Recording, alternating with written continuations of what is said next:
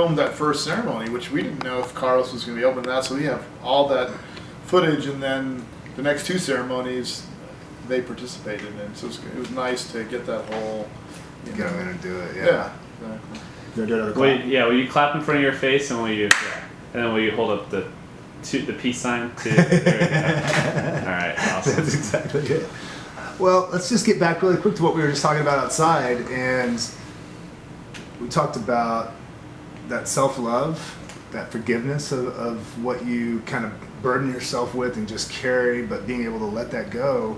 Talk a little bit about that, maybe on a personal level, but even what you saw with the vets down there in general. Yeah, on a personal level, what I experienced was, you're getting the major thematic issues. Like I was dealing with sexual trauma one night, then ayahuasca school says, watch this, I'm going to give you the total explication of hell in a couple minutes. You're like, all right. And basically hell is that you have the kingdom of God is inside you. God is inside of you.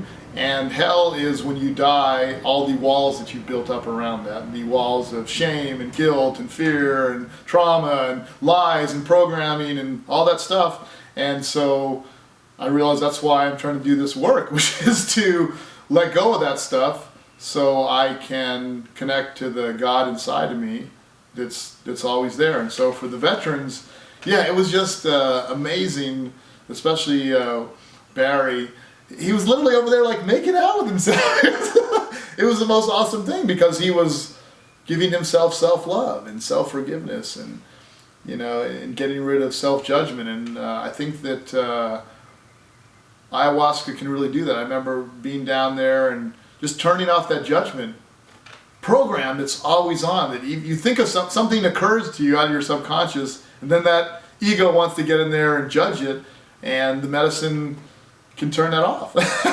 and it's not that it can, for me, it was completely turning it off, but slowing it down, interrupting it, and then once you see what that's like to have that happen, then you can tap into that more on a regular basis. Mm-hmm. So.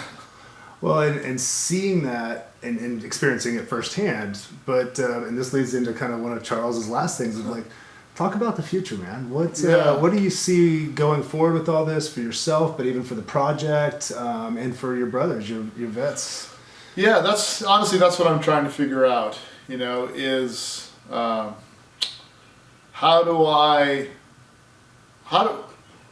what am I going to be when I grow up, and how do I make all this happen? And that's really what I brought to the medicine while I was down there was show me the vision, show me the mission, show me the path, and in the way forward. And that's really where all the work is right now. As you do this and you have these experiences, but they're only as valuable as your ability to integrate them into your life. And Houston Smith said the goal of the mystical experience is altered traits, not altered states. So it's great to have these experiences, but how do you take what you've learned and make your life better, make yourself better, and therefore make the rest of the planet better?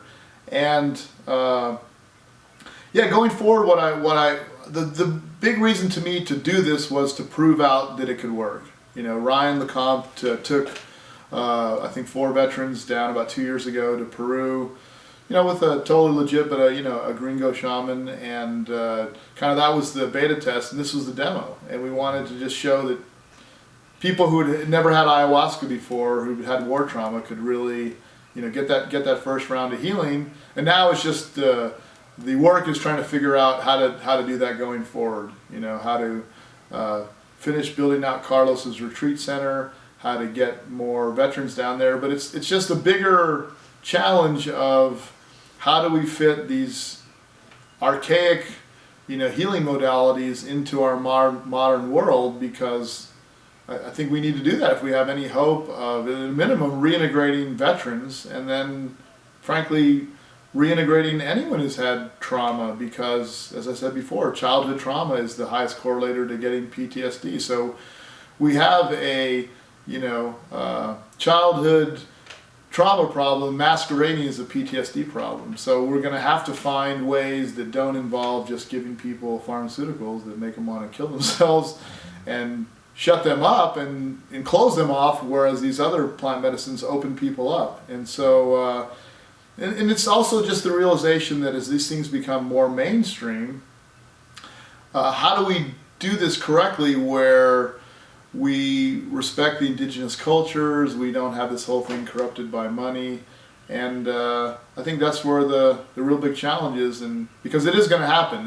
Ayahuasca is getting, and all these medicines are getting super popular for totally legit reasons, and how do we build these models where we, like the Shipibo, they're the warriors of the Amazon, so it is kind of a closed loop system where you've got the warriors of the empire, as it were, that are kind of destroying the planet, trying to make a closed loop connection system with these warriors of the Amazon who can bring us these plant medicines, and from other outside of that as well, but these plant medicines to heal all of humanity. And that's what I'm deep in trying to figure out. So how do you, and how do you feel, I guess, for the future of humanity, not even just for the vets and a personal thing, but like what is this going to do for our culture and our society at large? Yeah, well, I've come to this and seen this under the medicine, is that from a political standpoint, of course, veterans are, along with the parents of the children, let's say, of epilepsy, or autism, they're the political front of all this. Politically, that's how you're going to get these laws changed. But I've seen way deeper past that with the medicine, that as veterans being the output of the war machine, and we're going through this worldwide transformation where we're moving to this new phase of existence, that veterans have to be the ones to show the rest of humanity how to transcend violence as a political tool, because clearly, separate from what you think about war, it's not getting us the results that we're looking for from a political standpoint. And so violence as a kind of political tool sort of outlasted itself, and this isn't an anti-war perspective, it's an evolving past war. And so what I see is the veterans are the ones showing the rest of humanity how we're going to live, how we're going to live in harmony with the environment, how we're going to tap into these plant medicines that they can help us, but also, permaculture and other newer ways of living that use technology but are fully integrated into the biological matrix. And I think that's what's really exciting for me, is that we can heal ourselves as veterans through these plant medicines and then show the rest of society how we can live. And that's that's a far more exciting thing, just beyond getting people the healing and reintegrating them to, after war. So let's say you have the stage and you're speaking to 7.5 billion people on this planet, brother. What would you want to say? If it'd be a simple little message or something a little bit more or deeper, what would you want to just say to the rest of your brothers and sisters out there around the world? Wow. Well, I'd say first, what I've learned through this medicine work that I've been doing is it all boils down to let go.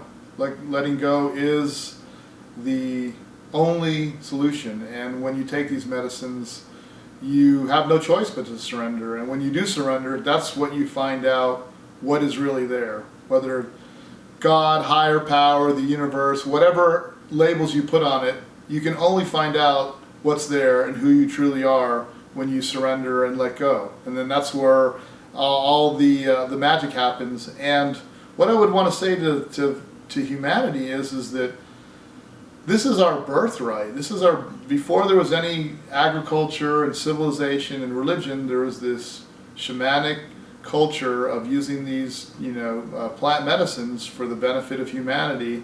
And in our building out of this, industrial revolution and postmodern society, we've put those things aside, but now we need them if we have any hope of making this transition to the next phase.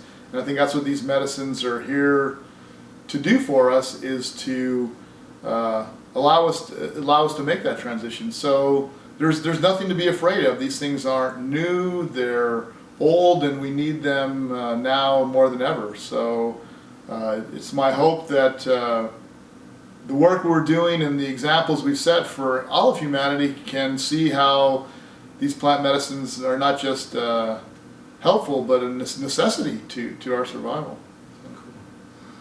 Did I, know it, in the project better than me, and but being a part of it, is there something that we